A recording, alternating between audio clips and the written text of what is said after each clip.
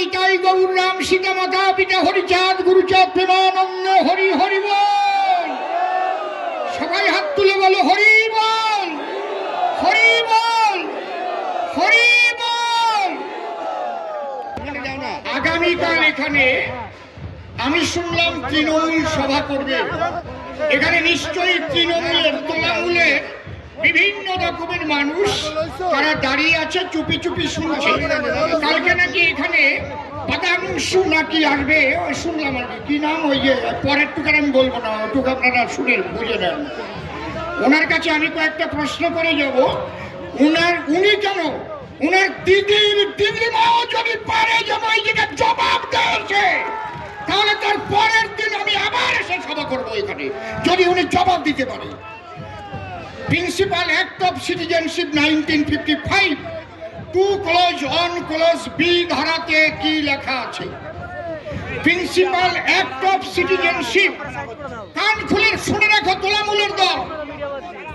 আজকে আমি এখানে যত যারা মিডিয়া থেকে এসছে ওদের বলবেন কালকে আসলে অসীম সরকারের জবাব দিন।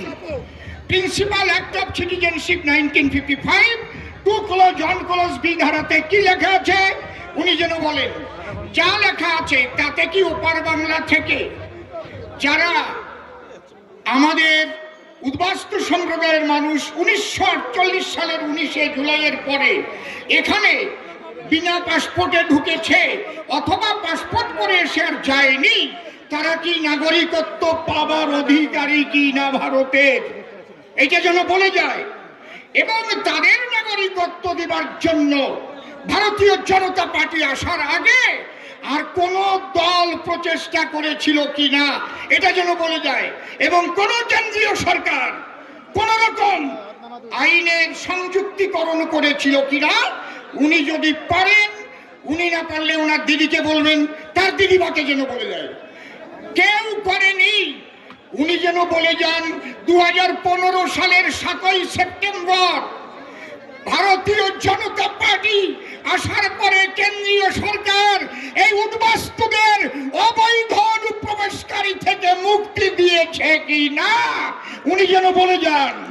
তারপরে এরা 2019 সালে সিএএ করে দিয়ে এদের নাগরিক হওয়ার সুযোগটা করে দিয়েছে কিনা ভারতীয় জনতা পার্টি উনি যেন বলে যান।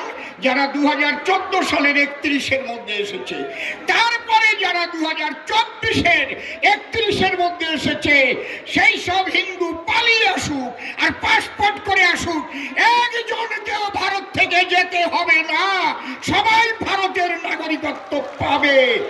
এই পদাংশু তোমার দিদিমাকে নিয়ে আসো এখানে।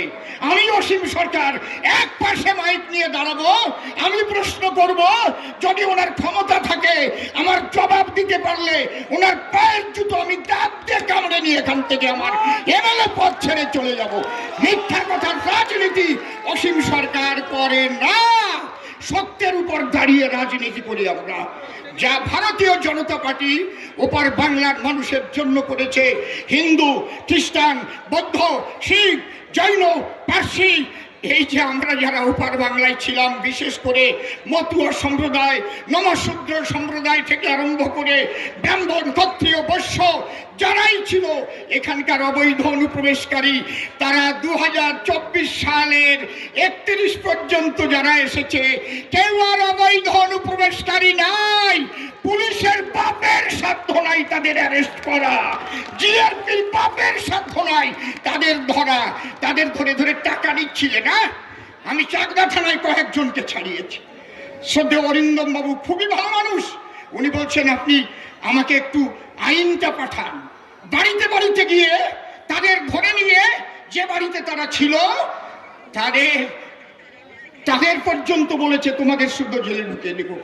যখন আমি আইনটা পাঠিয়ে দিলাম বলছে অসীমবাবু আমার চাকদা ক্লিয়ার, আর চাকদায় কাউকে একজনকেও ডাকা হবে না, সবাই মুক্তি পেয়ে গেলেন। এই কয়টা প্রশ্ন করে গেলাম, যদি ক্ষমতা থাকে তাহলে যেন এর জবাবটা দেয়।